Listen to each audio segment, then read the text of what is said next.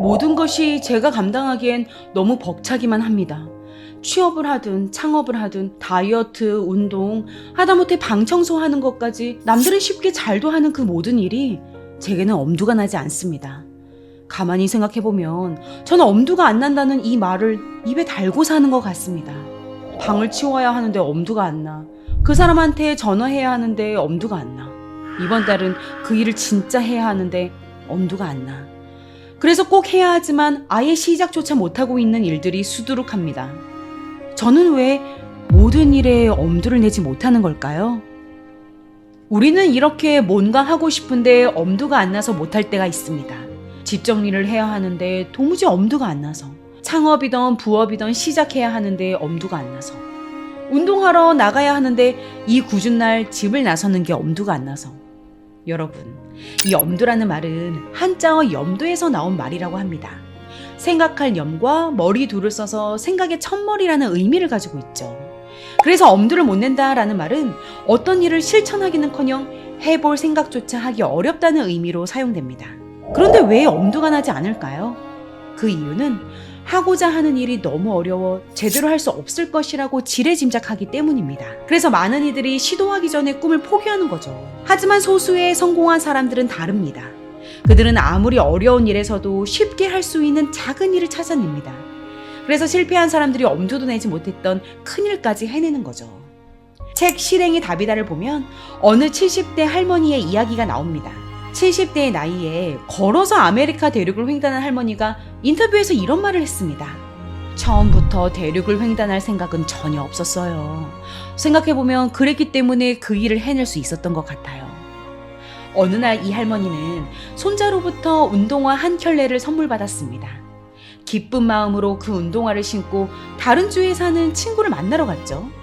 손자에게 선물로 받은 운동화를 자랑하기 위해서였습니다. 그 친구를 만나보고 이번 주에는 저쪽 주에도 가볼까? 무릎이 아프면 택시를 타고 돌아오면 되겠지. 이것이 아메리카 대륙 횡단의 시작이었습니다. 이 할머니의 사례는 엄두가 안 나 해보지도 않고 포기하는 이들에게 멋진 교훈을 줍니다. 저자는 글 쓰는 사람이라면 누구에게나 찾아오는 작가의 장벽에 대한 이야기도 합니다. 글을 쓰기로 작정하고 책상 앞에 앉았지만 머릿속에 장벽이 쳐진 것처럼 도저히 글을 쓸 수 없는 상황이 바로 이 작가의 장벽인데, 글 자체를 쓸 수 없어서가 아니라 제대로 된 글, 감동을 줄 수 있는 글을 쓸 수 없을 것 같은 작가 자신의 두려움 때문인 경우가 더 많다는 겁니다. 그럼 이 장벽을 제거할 수 있는 가장 좋은 방법은 무엇일까요? 그건 바로 무조건 컴퓨터 자판을 두드리는 겁니다.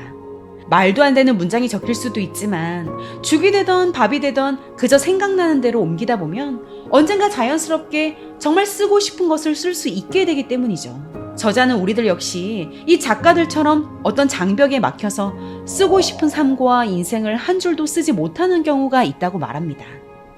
어떤 날은 일을 시작할 마음이 도저히 들지 않는다. 누구나 그럴 때가 있다.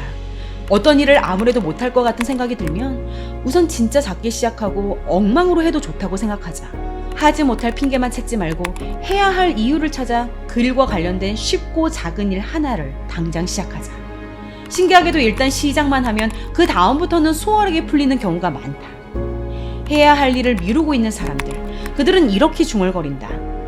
그럴 기분이 아니라서, 아직 마음의 준비가 안 돼서. 이들에겐 한 가지 공통점이 있는데 그건 의욕이 나지 않는다는 거다. 하지만 생물학적으로 보면 그건 틀린 생각이다. 사실은 의욕이 없어서 시작을 못하는 게 아니라 시작을 하지 않았기 때문에 의욕이 생기지 않는 것이다. 입맛이 없어도 한술 뜨다 보면 입맛이 돌고, 산책 가기 싫어도 일단 나서면 나오길 잘했다는 생각이 드는 법이다. 정신의학자 에밀은 이런 정신현상을 작동 흥분 이론이라 명명했다. 이에 따르면 우리 뇌는 몸이 일단 움직이기 시작하면 멈추는데도 에너지가 소모되기 때문에 하던 일을 계속하는 게 더 합리적이라고 판단한다. 그래서 하기 싫은 일도 일단 시작만 하면 뇌가 자극을 받아 금세 그 일에 집중하게 된다. 그러므로 시작이 반이라는 말은 심리학적으로도 정말 타당한 말이다. 여러분, 저도 어떤 일을 진짜 꼭 해야 하는데 이 엄두가 나지 않을 때가 있습니다. 엄두 나지 않는 시간들이 길어진다 싶으면 제가 출동시키는 해결책이 있는데요. 첫 번째, 돈을 주고 강제성을 구입한다 입니다. 이건 제가 어떤 일을 5번 이상 미룰 때 출동시키는 방법인데요. 가령 주 3회 이상 50분씩 운동한다 라는 목표를 1월에 안 했습니다. 탄천을 뛰려고 했는데 날씨가 너무 추운 거예요. 내일은 가야지? 내일은 진짜 가야지. 이러다가 도저히 안 되겠다 싶어 3군데를 찾아갔습니다. 필라테스 샵, PT 샵, 그리고 복싱 체육관. 그래서 2월부터는요, 이렇게 세팅을 했습니다.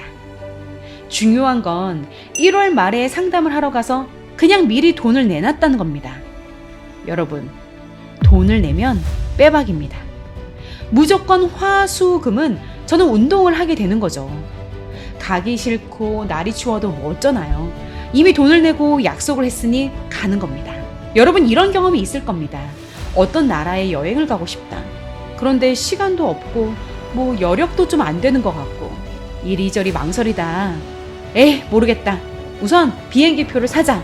이렇게 비행기표를 사버리면 그로부터 정확히 몇 개월 후 창문 너머 뭉게구름을 보며 기내식을 먹고 있는 나 스스로를 발견한 적 말입니다. 한때 고가의 책 쓰기 강의가 유행했었습니다.